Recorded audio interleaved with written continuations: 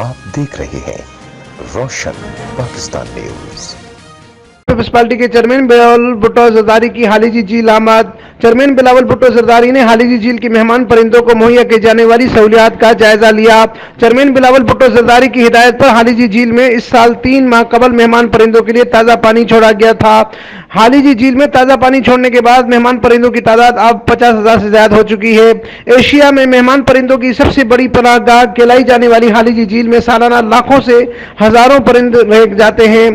Chairman Bilawal Bhutto की खुसूसी दिलचस्पी के बाद मेहमान परिंदे अंडस फ्लाई वे के अपने आखिरी मस्कन की जानिब दोबारा ठिकाना बनाने लगे।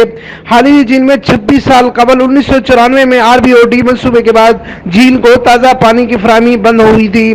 मेहमान परिंदे सर्दियों में 6000 किलोमीटर फासला तय करके हालिजी झील में अपनी आखिरी पनाहगाह पहुंचकर वापसी का सफर करते हैं। चेयरमैन बिलावल भुट्टो जरदारी ने हालिजी झील किनारे सफेद नारियल का पौधा भी लगाया। हालिजी झील के इतराफ 18 किलोमीटर पर मेहमान परिंदों के लिए दरख्त भी लगाए गए हैं।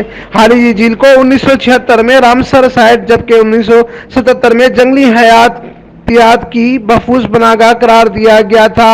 डीवक ऑफ एडनबर्ग ने 1982 में हालिजी झील के इंफॉर्मेशन सेंटर का इफ्तिताह किया था।